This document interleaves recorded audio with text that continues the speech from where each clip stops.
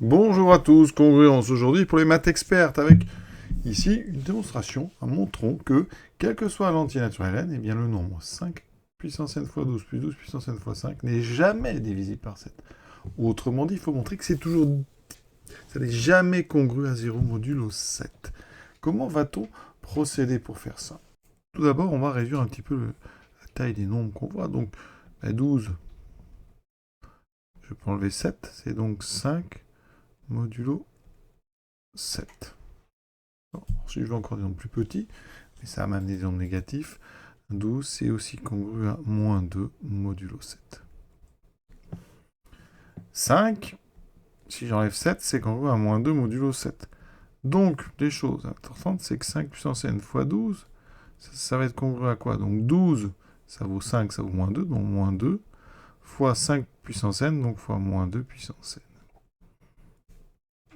Alors là, ça veut dire que je peux regrouper, ça fait moins 2, voilà, puissance n. Ensuite, 12 puissance n fois 5, c'est donc congru à 12, c'est 5, c'est donc moins 2, c'est donc moins 2 puissance n, fois 5 qui vaut moins 2, c'est-à-dire moins 2 exponent. Et donc, conclusion, la somme des deux, eh bien, elle vaut 2 fois moins 2 puissance n modulo, important, modulo 7. Voilà, on a donc ceci. On va regarder les puissances de moins 2 modulo 7. On va faire un petit tableau rapide, regardez un petit peu. Donc ici, je mets n, moins 2 puissance n, d'abord, et ensuite, je multiplierai par 2. Ça, je regarderai un petit peu tout ça. Alors, pour n égale 0, donc ça fait 1, donc ça fait 2. Pour n égale 1, donc je multiplie par moins 2, ça fait moins 2. Je multiplie par 2, ça fait moins 4 qui vaut 3. Par 2, donc ici, je multiplie cette ligne-là par moins 2 ça fait 4.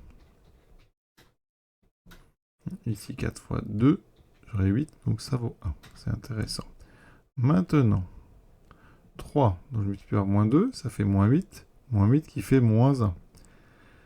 Et donc je multiplie par 2, ça fait moins 2. Ensuite, 4, moins 1 fois moins 2, ça fait 2.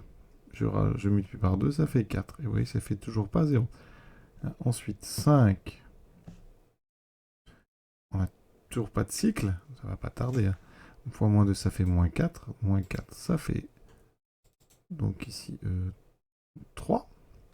Donc ici, 3 fois 2, 6. Ensuite, je multiplie encore par moins 2, ce qui me fait moins 6. Moins 6, ça fait 1. Voilà, on a réussi à faire 1.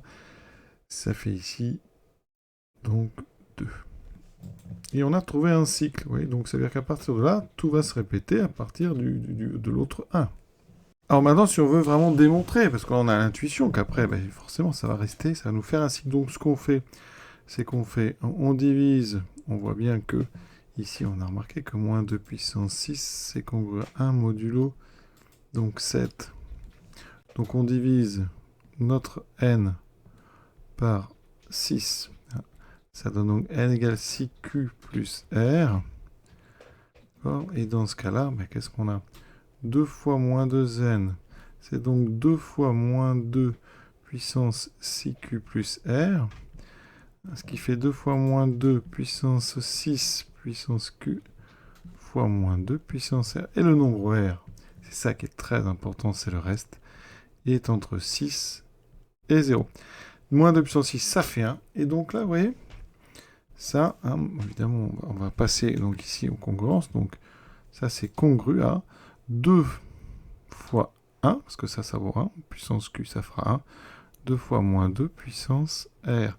Et on sait que d'après le tableau, puisque r est entre 0 et 6, ça reste, eh bien on a calculé toutes les puissances, il n'y en a aucune qui est nulle. En tout cas, 2 fois moins 2 puissance r, ça ne fait jamais 0. Donc ça, c'est différent de 0 modulo 7 d'après le tableau. Donc voici une première façon de montrer que notre nombre ne vaut jamais 0 modulo 7. Donc 7 ne divise pas 5 puissance n fois 12 plus 12 puissance n fois 5. Et il y a une autre façon de procéder.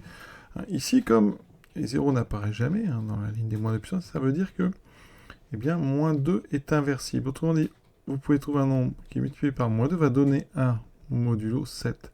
Alors si on réfléchit bien, moins 2 fois 3, c'est égal à 1 modulo 7. C'est évident. Donc, ça veut dire que 2 fois moins 2 puissance n modulo 7. Eh bien, supposez que... donc, supposons que ça est congru à 0 modulo 7. En multipliant ici par 3, à chaque fois, il y a un moins 2 qui va s'enlever, parce que moins 2 fois 3, ça fait 1. Donc, c'est-à-dire que si je multiplie par 3 puissance n des deux côtés, ça restera 0 à droite. Le 3 et le moins 2, le produit fera 1, donc il me restera 2 congru à 0 modulo 7. Et bien sûr, ça c'est absurde, vous voyez. Donc ça veut dire que notre supposition, ici, est fausse. Donc ça veut dire que 2 fois moins 2 puissance n est toujours différent, est toujours non congru à 0 modulo 7. Voilà, c'est une autre façon de faire. Et ça nous amène vers quelque chose qu'on va travailler plus tard. L'inversibilité modulo, par exemple ici, 7.